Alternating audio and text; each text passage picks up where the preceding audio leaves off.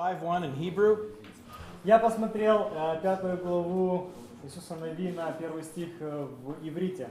They use the first person plural Они используют until we had passed over. первое лицо множественное число, пока мы не перешли.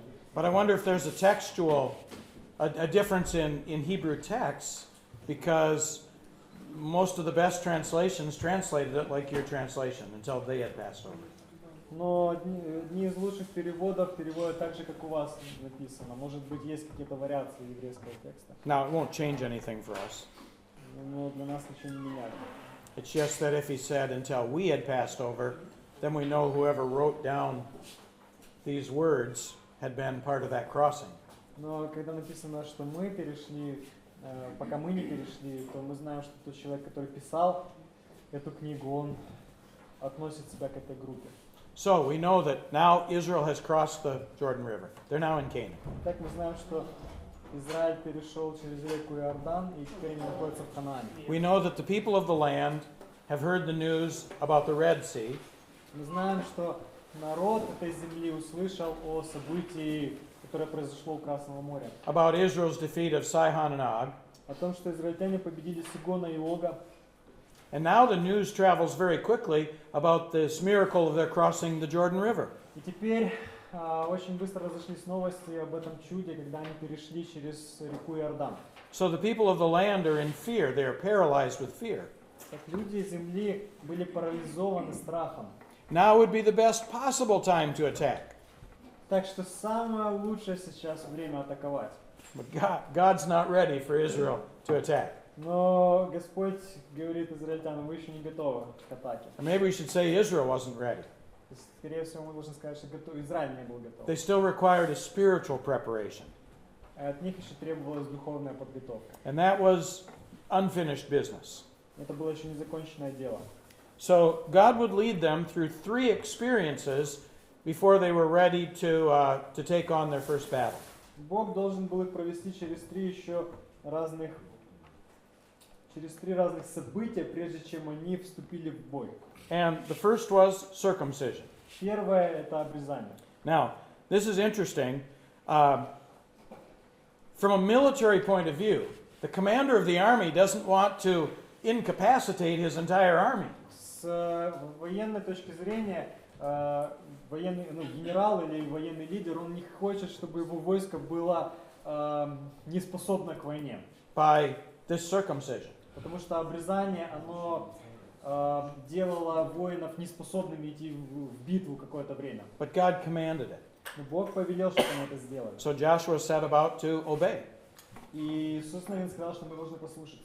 Which would mean that his army would be resting for a few days. Это означало, что вся армия должна взять отдых на несколько дней. Maybe God sending the fear of Israel throughout the people of the land was God's way of holding them back while Israel was preparing. Может быть, то, что на всех окружающих народах был большой страх, это была Божья защита Израиля в тот момент, когда они совершили это. Under number 1. Первый пункт. Number 1 under circumcision. Why was it necessary?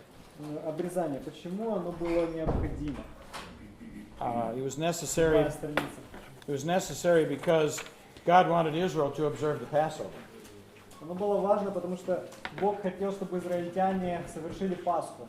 Now back in Exodus chapter 12, давайте с вами вернемся в Исход 12 главу. The law required that if any man was going to observe the Passover, he had to be circumcised. Закон требовал, что каждый мужчина, который хочет участвовать в Пасхе Господней, должен быть обрезан. Whether it was an Israelite, a Jew, or a stranger in the land who wanted to participate, it required circumcision. Неважно, был ли это израильтянин или это какой-то странник, который пришел в землю, если он хочет участвовать в Пасхе Господней, он должен быть обрезан. Well, the last circumcision would have been back in,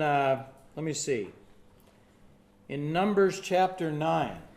Последняя запись об обрезании у нас находится в книге чисел в 9 главе. Because back there, they were going to have the Passover observance. Потому что там они тоже совершали Пасху, и перед этим были все обрезаны. And the one previous to that would have been in Egypt.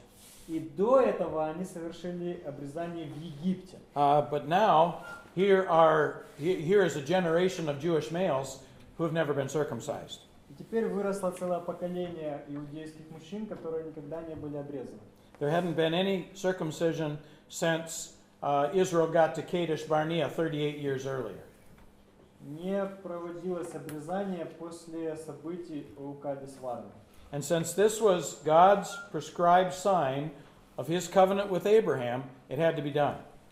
Но это было знамением завета Бога с Авраамом. И израильтяне должны были это знамение на себе носить. Now, number two, who is it for? Второе, для кого это было?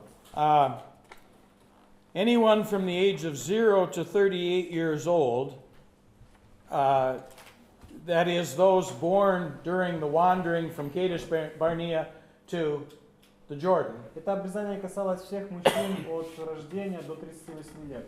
Those men wouldn't have been circumcised. Другими словами, те люди, которые родились после Кадес-Варни, они все не были обрезаны. Simply because the last circumcision was 38 years ago. По той причине, что последнее обрезание было 38 лет назад. Now, at Kadesh Barnea, after the spies came back, remember God said anybody over the age of 20 would die in the wilderness. Помните, после Кадес-Варни, событий в Кадес-Варни, Бог сказал, что все мужчины, которые старше 20 лет, они все погибнут в пустыне. So those who were 38 years old or 20 years older, 50, 30, about 38 to 58, somewhere in there, Так что с 38 до 58 лет they were already circumcised. эти мужчины были обрезаны. Those who would have been 20 years old at Kadesh Barnea. Те, которым было 20 лет в Кадес-Варне. Okay? Хорошо? Those allowed to live through the wilderness wandering. Этим мужчинам было, Бог их как бы сохранил, они выжили в пустыне. They would have been circumcised back in Egypt or Numbers chapter 9. Они были обрезаны либо в Египте, либо в 9 главе книги Чисел. And anybody older than that would only be Joshua and Caleb. И старшие этих поколений, старшие этих людей были только Иисус Навин и Халев. Nobody else who was 58 years or older was still alive. Старших 58 лет никого не было в живых. They had died in the wilderness. Они все погибли в пустыне. Okay? So, who needs to be circumcised? Итак, кого нужно было обрезать?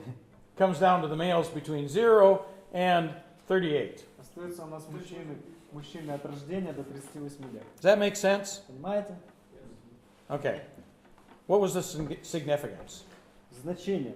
В чем было значение обрезания? Chapter 5, verse 9. 5 глава, 9 стих. «И сказал Господь Иисусу, ныне я снял с вас посрамление египетское. Почему и называется то место Галгал, даже до сего дня?» The Egyptians had mocked the Israelites because they were exiles far away from their homeland. И египтяне насмехались над израильтянами, потому что израильтяне были пришельцами из далекой земли.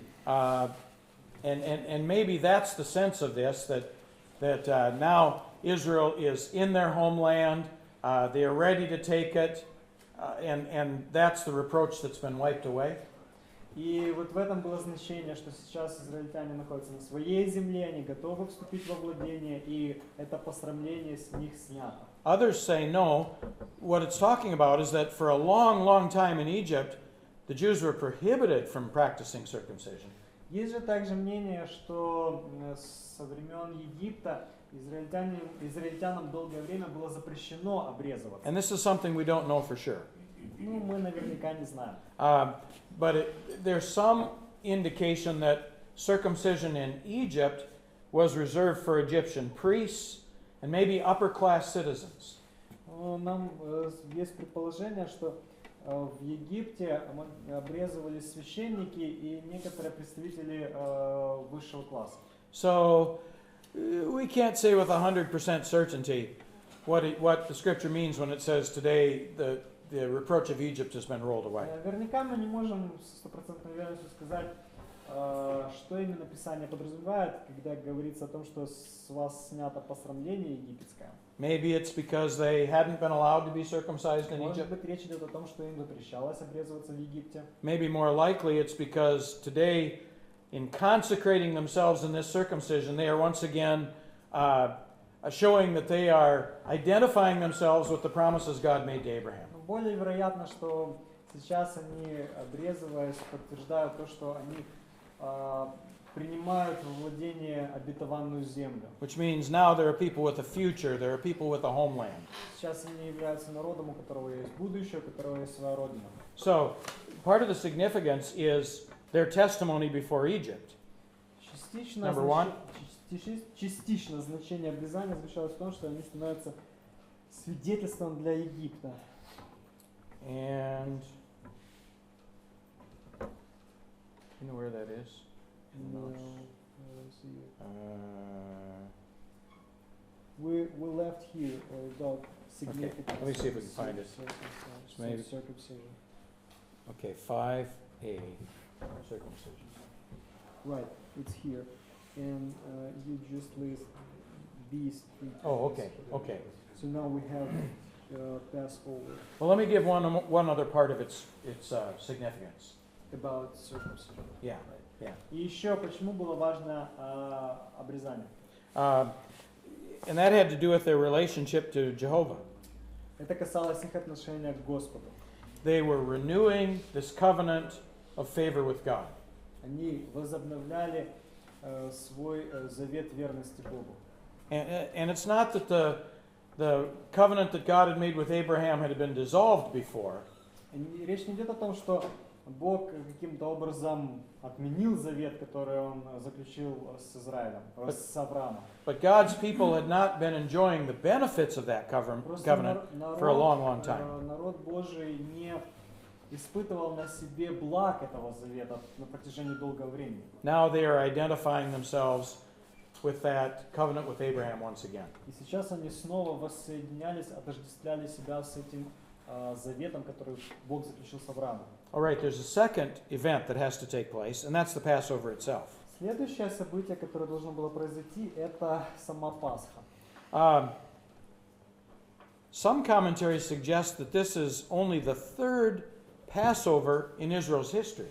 Некоторые комментаторы утверждают, что это была всего третья Пасха за всю историю Израиля. We don't know that for sure. В этом мы не можем быть уверены. It's the third one recorded in Scripture. Это третья записанная Пасха. And we don't know if maybe there were other Passovers that God didn't inspire their record in Scripture. Возможно, были другие празднования Пасхи, просто они не отмечены, не записаны в Библии. Did I list those for you? Let me list those for you. Давайте запишем эти, перечислим эти 4 Пасхи. Of course, in Egypt, the first Passover, Exodus chapter 12, Конечно же, первая Пасха находится у нас в Египте, Исход 20 глава, where the death angel passed over, когда ангел-губитель прошел мимо. and the firstborn in every house in Egypt died. И прошел мимо израильских домов, а все первенцы в Египте погибли. Except, of course, in the homes of the Jews, where they had killed the lamb and put the blood over the За исключение домов, в которых жили иудеи, которые помазали косяки своих домов кровью агнца. Now, the second Passover that's recorded is in the wilderness. Вторая Пасха записана в пустыне. And that's Numbers 9 that I've referred to in connection with circumcision. Это числа 9 глава, опять же таки события, связанные с обрезанием. Numbers chapter 9, the first 5 verses. 9 глава книги чисел, первые Let's go 5 back there. стихов. Числа 9. Yeah, please. «И сказал Господь Моисею в пустыне Синайской, во второй год по исшествии их из земли египетской, в первый месяц, говорят, пусть сыны Израилевы совершат Пасху в назначенное для нее время. 14-й день сего месяца, вечером совершите ее в назначенное для нее время, по всем постановлениям и по всем обрядам ее совершите ее. И сказал Моисей сынам Израилевым, чтобы совершили Пасху. И совершили они Пасху в первый месяц, в 14-й день месяца вечером, в пустыне Синайской. Во всем, как повелел Господь Моисею, так и поступили сыны Израилева». Now, this is just a short time before the spies are sent out at Kadesh. Это было незадолго до того, как соглядатые были посланы искать сварки. And now in Joshua chapter 5, we have the third recorded Passover. И в 5 главе книги Иисуса Навина мы видим третью запись по Пасхе. And if we compare Joshua 5, verse 10, Если мы сравним с вами Иисуса Навина 5:10 with Numbers 14:33 и книгу and 34, чисел 13, 33, 34, it looks like it was exactly 40 years after the first Passover. то мы увидим, что прошло ровно 40 лет после этой Пасхи.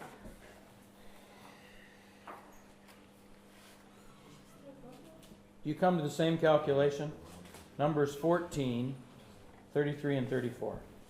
14 глава чисел 33, 34. Yeah, we might as well. Окей. А сыны ваши будут кочевать в пустыне 40 лет и будут нести наказание за блудодейство ваше, доколе не погибнут все тела ваши в пустыне. По числу 40 дней, в которые вы осматривали землю, вы понесете наказание за грехи ваши 40 лет, год за день, дабы вы познали, что значит быть оставленным мною. That doesn't give me what I thought it would. Нет, это не то, что я хотел вам I показать. think we'd have to go back into Exodus. Нужно вернуться в книгу Исход. But if you look at the indications of when the Passovers took place, this looks like it was exactly 40 years after the first Passover.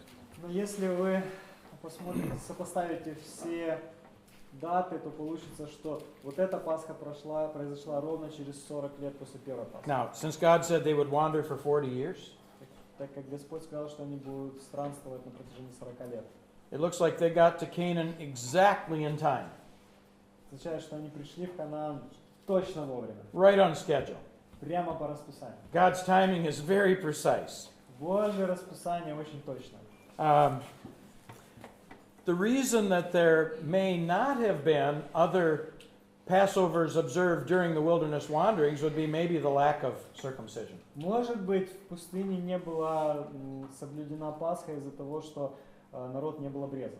Now, there may have been other Passover feasts that were not mentioned, Возможно, были пасхальные празднования, которые просто не упомянуты в Библии. but it's more probable that the Passovers were omitted because of the lack of circumcision. Но скорее, вполне вероятно, что Пасху не праздновали из-за того, что народ не был обрезан. So they take this time, this Passover, to remember the past. Это праздник, Пасха, праздновался для того, чтобы вспоминать прошлое. Which was excellent preparation for the future. И воспоминания о прошлом являются замечательной подготовкой к будущему. Another event that took place at Gilgal. Еще одно событие произошло в Галгале. Verse 12 tells us that the manna stopped. В 12 стихе написано о том, что манна перестала падать. Chapter 5, verse 12. 5:12. Манна перестала падать на другой день после того, как они стали есть произведение земли, и не было более манны у сынов Израилевых. Но они ели в тот год произведение земли The ханаанской. manna finally stopped, so they began eating the produce of the land. Манна перестала падать с неба, так что они начали кушать продукты земли. For 40 years, God had provided manna. 40 лет Господь обеспечил народ манной. Actually, it lasted 1 month short of 40 years, if you calculate the indications of Scripture. 40 лет и 1 месяц, если точно произвести все подсчеты. And it looks like God is conservative in the way He does miracles. Бог консервативен в своем подходе к чудесам. God didn't send the manna just to make their lives easier. Бог не посылал манну для того, чтобы облегчить жизнь израильтян. It was God's way of ensuring the health of His people while they were in the wilderness. Он посылал манну для того, чтобы быть уверенным в том, что у них будет чем питаться в пустыне. And just as soon as they were able to take the produce of this new land, the manna stopped. И как только Бог видел, что израильтяне уже могут есть продукты произведения земли ханаанской, он перестал давать им манну. One more event was part of their spiritual preparation. И еще одно событие было необходимо для их духовной подготовки. By the way, Кстати, I will, if we have time for an exam, I keep kind of holding that carrot out in front of you. если у нас останется время перед экзаменом, хочу вас этим подразнить. And I've been wondering if someone would start to think, well, maybe if we ask lots of questions, we won't have time for an exam. Я думаю, некоторые из вас уже пришли к мысли о том, что если мы будем задавать больше вопросов, то у нас не останется времени. Did anyone think of that strategy? Кто-то уже подумал об этой стратегии? Okay. We'll start tomorrow to ask you. Yeah, tomorrow's the important time. I was going to say, if we have an exam, Если у нас будет экзамен, I would ask you, what was the significance of the crossing of the Jordan? я вам задам такой вопрос. В чем была значимость перехода через Иордан? And we just went through И мы с вами What? перечислили 3 or 4 points. 3-4 пункта. I would ask you, what happened at Gilgal? Я спрошу вас, что произошло в Галгале. And you would say, the manna stopped, И вы скажете мне, что перестало падать circumcision, манна, произошло the Passover, обрезание, Пасха. and now the fourth one, the angel of the Lord appeared before Joshua. Четвертое. Ангел Господень явился Иисусу Навину. Let's read chapter 5, verses 13, 14, and 15. 5 глава с 13 по 15 стихи. Иисус, находясь вблизи Иерихона, взглянул и видит, и вот стоит пред ним человек, и в руке его обнаженный меч. Иисус подошел к нему и сказал ему: «Наш ли ты или из неприятелей наших?» Он сказал: «Нет, я вождь воинства Господня. Теперь пришел сюда». Иисус пал лицом своим на землю и поклонился и сказал ему: «Что господин мой скажет рабу своему?» Вождь воинства Господня сказал Иисусу: «Сними обувь твою с ног твоих, ибо место, на котором ты стоишь, свято». Иисус так и сделал. This was apparently an experience for Joshua alone. Этот опыт Иисус пережил в одиночку. I would guess that he didn't immediately recognize that this was an angel. Я думаю, что Иисус Навин не сразу понял, что перед ним ангел. It'd be very bold to walk up to an angel who's holding a sword and say, are you for us or for our enemies? Я думаю, это очень смелый поступок — подойти к ангелу с обнаженным мечом и сказать: «Ты наш или ты из врагов наших?» I'm glad he didn't say, go ahead, make my day. Я рад, что он не сказал ему: «Иди сюда, сразимся с тобой». This appearance of an angel was probably what we would call a theophany, an Old Testament appearance of God, or a Christophany. Это явление ангела Господня в Ветхом Завете часто в богословии называется феофанией или же явлением Христа. What makes us say that? Why wouldn't we just assume this was just any old ordinary angel? Почему мы так думаем? Почему мы не предполагаем, что это просто ему явился обычный ангел? Well, you might want to write down 4 evidences. И нам нужно с вами записать 4 подтверждения того, что этот ангел Господень это был Христос. First, Joshua worshipped him. Первое. Иисус Навин поклонился ему. In verse 14. 14 стих. And he wasn't rebuked by the angel for this. И ангел не поправил его, не сказал ему: «О, не поклоняйся мне». So that's an indication that this angel was a theophany or a Christophany. Это подтверждение того, что этот ангел был явлением Божьим, или это Христос явился. Second, Второе. the angel called the ground holy Иисус назвал землю святой. in verse 15. В 15 стихе. His instructions to Joshua sounded like God's instructions to Moses at the burning bush. И те повеления, которые ангел Господень дает Иисусу Навину, похожи на те повеления, которые Бог дает Моисею возле пылающего куста. There too, the ground Moses stood upon was called holy ground. И Моисей также ему было повелено, чтобы он снял обувь, потому что он стоит на святой земле. But there's even greater evidence in chapter 6, verse 2. Но есть еще более важное подтверждение в 6 главе во 2 стихе. There it appears that the angel is directly identified as Jehovah, the Lord. Иисус, ангел этот прямо себя идентифицирует с Господом. Joshua is talking to the angel, and then the scripture says, and Jehovah said unto Joshua. Иисус Навин начинает разговаривать с ангелом, и потом переход происходит такой, и написано, что «И сказал Господь Иисусу». So the angel is identified as the Lord himself. Этот ангел отождествляется с Богом. And then, one more. И еще одно подтверждение. Think of some of the other places in the Old Testament where we have theophanies. Подумайте о каком-то еще месте в Ветхом Завете, где у нас показана феофания. Can you think of a handful? A list? Can you think of any of those? Можете придумать какое-нибудь, вспомнить какое-то место, где Христос является в Ветхом Завете. Think of one. Хотя бы одно еще событие. Okay, when the men came to Abraham on the Когда plains. мужчины пришли к Аврааму. That's Genesis 18. 18 глава книги Бытие. How about Genesis 16? Как насчет 16 An angel appeared to Hagar, Ангел явился Агаре. and there's some indications there that would make us believe that this was a theophany. И он тоже вел себя так, что мы можем предположить, что это был Христос. Can you think of others? Есть еще какие-то, может быть, события, которые вам приходят? Иосиф у них To the так Jacob. говорит. To the Joseph. Когда он- Somebody когда он met брат Joseph искал. in the wilderness while he was traveling to his brothers. Ah, That was. okay.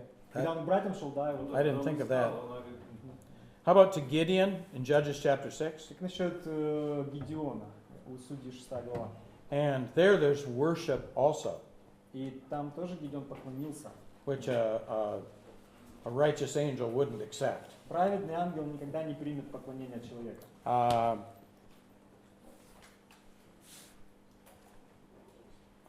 ну еще когда Авраам давал там что-то десятину или что он давал. Почему?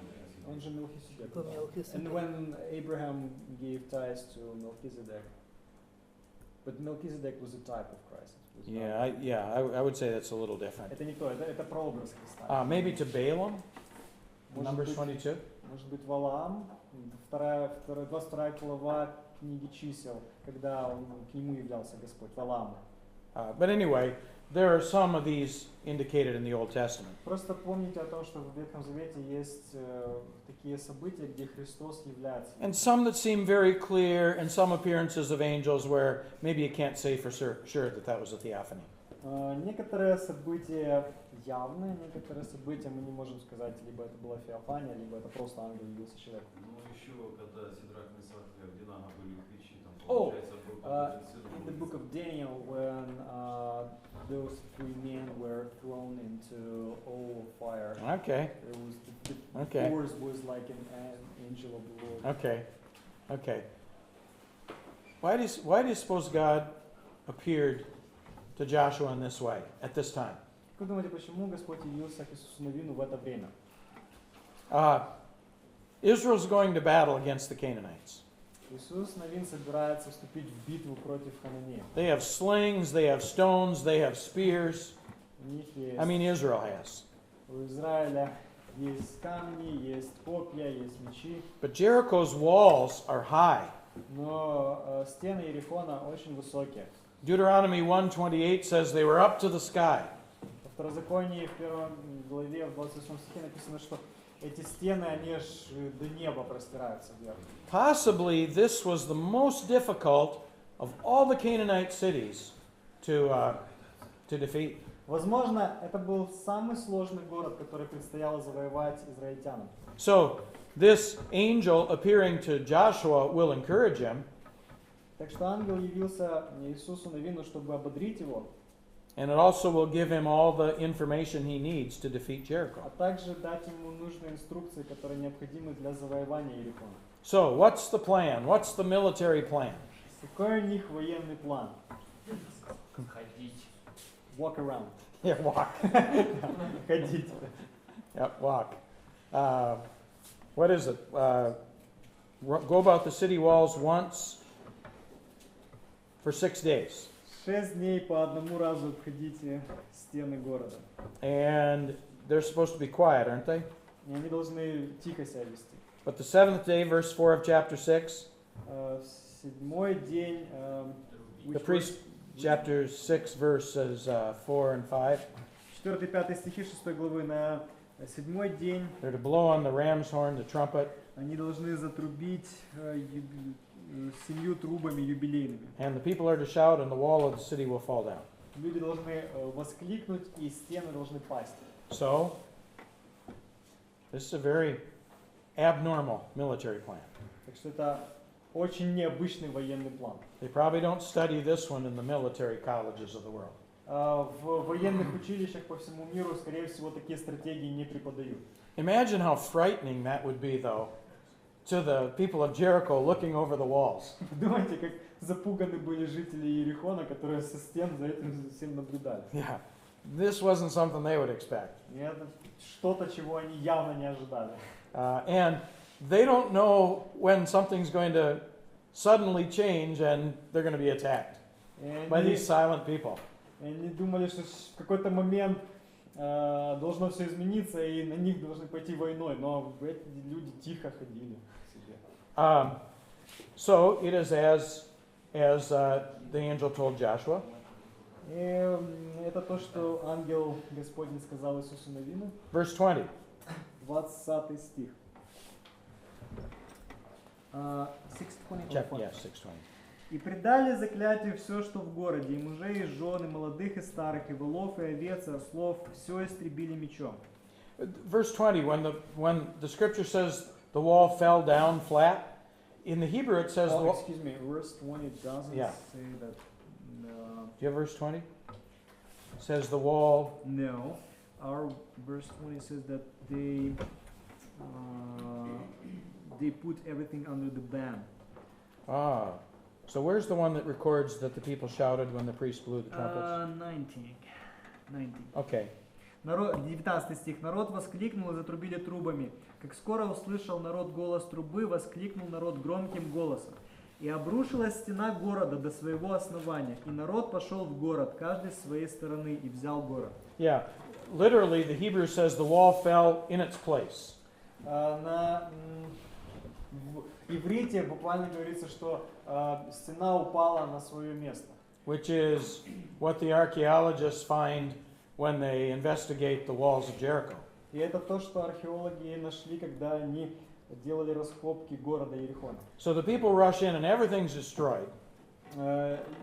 Люди в панике находились, и все было уничтожено. Except what? За исключением того. Rahab and her family. Раав и ее семья. What else Что еще? was spared from destruction? Что еще пережило разрушение? Что? Часть стены, где жила Раав. The part of wall where Rahab lived. Yeah. Her Yeah. house. Ну да, ну еще что? Animals. The stuff that Achan took. Помните то, что Ахан украл? Okay. So when they went into the city, everything was to be put under the ban. Когда они вошли в город, все было предано заклятию. It wasn't for anyone to take for themselves. Ничего нельзя было брать с собой. But Achan took some. Но Ахан взял кое-что. These notes don't have anything about Achan, do they? В наших конспектах ничего про Ахана не написано, правильно?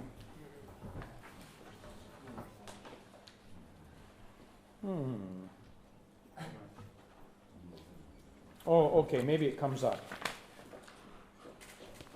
Yeah, it comes up a little later. Про Ахана мы поговорим немножко позже. У нас в конспектах он записан, просто немного дальше. So Jericho was destroyed, as God promised.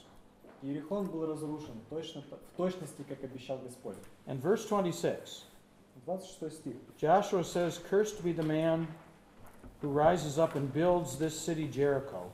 Иисус говорит, проклят, 25 стих, verse 25. You see, the confusion is because Yeah, there's a difference in the number. Our Bible, our Old Testament was translated from Septuagint, not from Hebrew text. That's why we okay. have all this problem, Okay. confusion with Psalms and other That makes verses. sense. Yeah.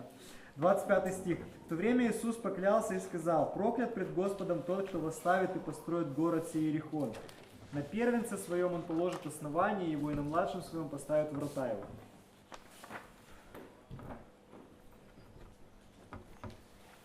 Okay.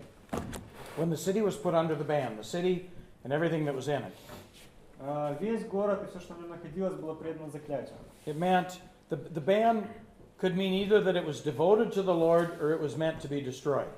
Заклятие подразумевало два значения. Либо все эти вещи были посвящены Господу, либо это все было предано уничтожению. But at the very least, it wasn't for anybody else to take. Но самое важное, что никто не мог себе взять во владение. But Achan took Ну, Ахан взял some from the city кое-что из этого города. And apparently his family at least knew about it. We don't know that for sure. И, скорее всего, члены его семьи знали об этом. Нам наверняка об этом не сказано. But the fact that they also were judged and punished suggests that they did. Но тот факт, что все его семейство было осуждено и предано смерти, говорит о том, что, скорее всего, они знали. Now, we just read about a curse that was passed on Jericho. Мы читаем о проклятии, которое было произнесено на город Иерихон. And it involved building and refortifying that city. It had to do with the foundations and the gates being rebuilt. И здесь это проклятие связано с восстановлением фундамента города и с восстановлением городских ворот. Probably the curse wasn't simply against anyone who would inhabit that place in the future. Это проклятие не касалось того, что на этой территории нельзя было жить в будущем. Because there are some indications in Judges 1 and Judges 3 that it was somewhat inhabited later, at least for a brief time. Потому что в Судьях 1 главе, в 3 главе написано о том, что на этой территории жили люди But какое-то время. look at 3 Kings chapter 16. Третья книга Царств, 16 глава, давайте посмотрим. And verse 34. 34 стих. 16:34. В его дни Ахиил Вифилянин построил Ерихон. На первенце своем Авираме он положил основание его, и на младшем своем сыне Сегубе поставил ворота его, по слову Господа, которое он изрек через Иисуса, сына Навина. So this guy who tried to rebuild Jericho some 500 years later lost his firstborn and his youngest son. Человек, который через 5 сотен лет после этих событий попробовал восстановить Иерихон, потерял своего старшего и второго по старшинству сына. 500 years later, he may have forgotten the curse. God didn't. Через 5 сотен лет он забыл об этом проклятии, но Господь не забыл. So where are we? Так, где мы? The Central Campaign. Военная кампания по захвату центральной части земли. There's a note here, an extended note. Joshua's campaigns were more like swift raids, quick raids. Здесь у вас где-то есть запись о том, что Иисус Навин совершал быстрые набеги. And he wanted to break the strength of those city-states. Он хотел ослабить силу этих городов-государств. But after he defeated the main powers, the tribes of Israel were each to be given their portion of land. После того, как основные силы были побеждены, между коленами Израиля земля была поделена. And then each tribe was supposed to go in and possess its own land and finish off the inhabitants of the land. И каждому колену повелевалось вступить во владение своей территории и закончить начатую работу, то есть продолжить завоевание. Apparently Joshua never intended to hand a completely conquered land to these tribes. Скорее всего, Иисус, наверное, никогда не ставил перед собой такой цели полностью завоевать всю землю ханаанскую. He would break the power of the military in that land, but each tribe then had to get rid of the rest of the Ему нужно Canaanites. было сломить основную военную силу на этой территории, но дальше каждое колено было ответственно за то, чтобы продолжать завоевание. And we find later that the tribes generally failed to complete the possession of the land. И позже мы прочтем о том, что колени Израилева, они провалили эту задачу, они не смогли полностью завоевать те земли, которые им были обетованы. They failed to obey God and completely wipe out the inhabitants of the land.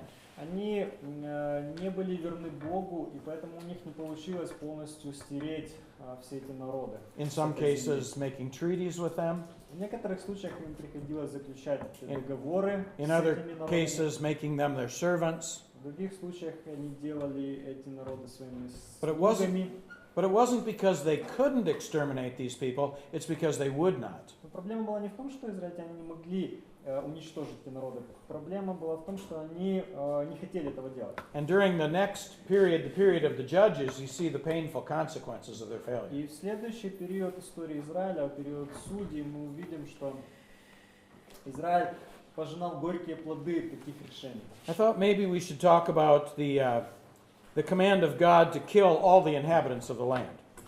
Давайте поговорим с вами о повелении Божьем убить всех обитателей этих земель. That's a problem for many Для многих людей это камень преткновения. who question how God could be loving or how God could be just Как toward them. может Бог быть Богом, который любит, и в то же время Он такие ужасные вещи повелевает делать? Because it involved men, women, and children. Потому что там туда включены мужчины, женщины и дети. How could a loving God order the deaths of seemingly innocent people? Как может любящий Бог дать повеление, которое включает в себя смерть невинных людей? Well, there are a number of considerations. Есть несколько ответов на этот вопрос. You Несколько remember соображений. You remember that this was done by God's command. It wasn't just Israel deciding that they're going to wipe out people. Помните, что это Божье повеление, это не просто израильтяне решили, что они хотят стереть с лица земли эти народы. Let's look at some scriptures. Давайте с вами рассмотрим некоторые. Exodus 17:14. Исход 17:14. Исход.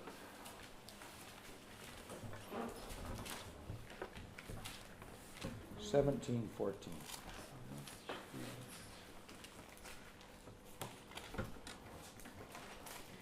И сказал Господь Моисею: напиши сие для памяти в книгу, и внуши Иисусу, что я совершенно изглажу память амаликитян из Поднебесных. Now that suggests the extermination of Amalek. Здесь говорится о том, что Иисус Навин должен полностью стереть Амалика. Deuteronomy 7, verse 2. Второзаконие 7:2.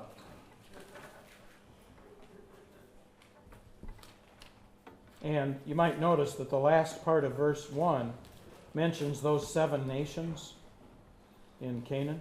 Второзаконие 7:2. Still searching for the reference. И Doesn't the last verse, the first verse in в chapter первом 7? стихе перечислены все эти 7 народов. And then verse И 2. во втором стихе говорится так: «И предаст их тебе Господь Бог твой, и поразишь их, тогда предай их заклятию, не вступай с ними в союз и не щади их».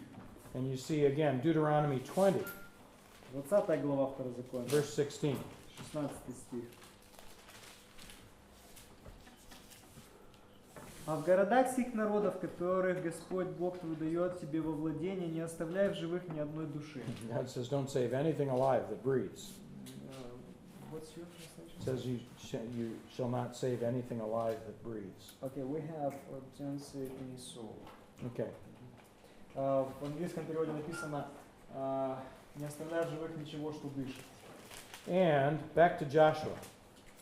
И Chapter 8. вернемся к книге Иисуса Навина, Joshua chapter 8, 8 глава, verse 2. 2 стих. «Сделай с Гаем и царем его то же, что сделал ты с Ерихоном и царем его, только добычу его и скот его разделите себе. Сделай засаду позади города». And this is when they went to defeat Ai and they were allowed to keep some of the spoil. Когда они вступили в битву с Гаем, им было позволено сохранить добычу. But the people were still to be destroyed. Но все люди должны были быть истреблены. Well, another consideration is that not only was God commanding it, И не просто Бог повелевает это, but it was God who was destroying those cities and those people. и Бог также участвует в уничтожении этих людей и этих городов. Joshua 6, verse 2. Иисуса Навина 6:2. God says, I have given into your hand Jericho and the king and the mighty men. 6:2? Mhm. 6:1. Oh, okay. Первый стих, 6:1. «Я предаю в руки твои Ерихон и царя его, и находящихся в нем людей сильных». Joshua 24, verse 8. 24:8. Иисуса Навина 24:8. He speaks about the Amorites, and God says, I gave them into your hand. Речь идет об Амореях, и Господь говорит, что я предаю их в твои руки.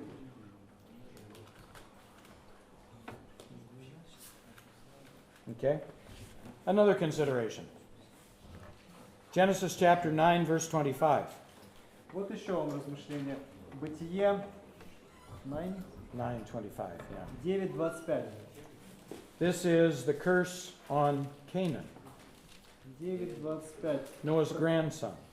Проклятие над Ханааном, правнуком Ноя. Is it the right location? Мгм. 9:25? Yep.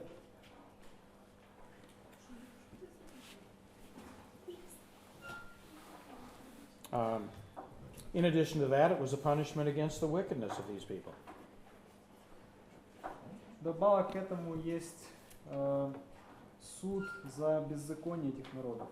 And really, for their wickedness, they were without excuse. Maybe you should mention that those nations are descendants of Okay, of Cain. of Noah's son, Yeah, Ham. Ham. No, Canaan. Okay, that was his grandson. Yeah. All right. He was his being cursed. Okay, All their descendants. yeah. Noah's son, Ham, had a son named Canaan, У сына Ноя, у Хама, был сын, которого звали Ханан. and the curse was upon Canaan and his people. И Ханан был проклят. So this was in fulfillment of that curse. И это было исполнение этого проклятия. Все эти народы были потомками. Also, there's a place in Genesis 15 where God said that the wickedness of the Amorites wasn't yet full. В 15 главе Бытие написано, что Genesis 15:16. Бытие 15:16 написано, что 15:16, I'm sorry, I said 14. Yep. Ибо мера беззаконий Амореев доселе еще не наполнилась. Yeah, God said to Abraham that he was holding back the judgment of the Amorites until it was full. Бог говорит Аврааму, что беззаконие, что Бог щадит Амореев до тех пор, пока мера их беззакония не будет исполнена. So God gave the wicked people of that land many years of grace. Так что Бог дал развращенным народам из этой земли много лет благодати. And you might argue, yeah, but what did they know of the truth or the true and living God? И вы можете возразить, ну что они знали об истине, что они знали об истинном Боге? Well, way back in Abraham's day, there was the presence of this godly man named Melchizedek. Но в то время, во времена Авраама, в этих народах был Мелхиседек, who was a priest of the Most High God. который был священником Бога Всевышнего. There was the testimony of Abraham. Есть свидетельство Авраама. There was the warning God gave by destroying Sodom and Gomorrah for their wickedness. И есть свидетельство уничтожения Содома и Гоморры, которые были уничтожены за свое беззаконие. So the wicked inhabitants of the land were not excusable. They were without excuse. Так что развращенные жители этих народов, они были без оправдания. And let's add one more thing. И еще одну вещь добавлю. God desired the holiness of His people. Бог желает, чтобы его народ был свят. So the ungodly influence must be destroyed. И всякое безбожное влияние должно быть исключено, уничтожено. If I haven't worn you out yet, let's go back to Deuteronomy chapter 20. Давайте откроем Второзаконие 20 главу. And verses 16 through 18. 16 по 18 стихи. The cities of these people which the Lord gives you for an inheritance. So, excuse me, can you repeat the reference? 20 Deuteronomy verses 20 verses 16 through 18. 16 through You just read one or two of those verses. Yeah, I read something from this chapter. I don't remember which. 16 through 8, right? Mhm. 20 глава, с 16 по 18. «А в городах сих народов, которые Господь Бог твой дает тебе во владение, не оставляй в живых ни одной души, но предай их заклятию Хиттеев, и Амореев, и Хананеев, и Ферезеев, и Евеев, и Евусеев, как повелел тебе Господь Бог твой, дабы они не научили вас делать такие же мерзости, какие они делали для богов своих, и дабы вы не грешили пред Господом Богом вашим». So why does God say they should be destroyed? Почему они должны быть уничтожены? Дабы не научили мерзости. In order not to teach nation of Israel to do the same ungodly things. Yeah, so Israel wouldn't be polluted by the sins of this. Чтобы Израиль не был запачкан этими грехами. So we can make a fuss about whether or not God was right to do this. Так что мы можем думать, было у Бога право или нет так поступать. Abraham would argue, shall not the God of all the earth do right? He will do right. Авраам говорил, что разве Бог всей земли не поступит правильно, он поступит правильно. So this wasn't done for political reasons. Это не было из-за политических каких-то причин. It was done because of religious considerations. Это было из религиозных соображений. Let's take a break. Идем на перемену.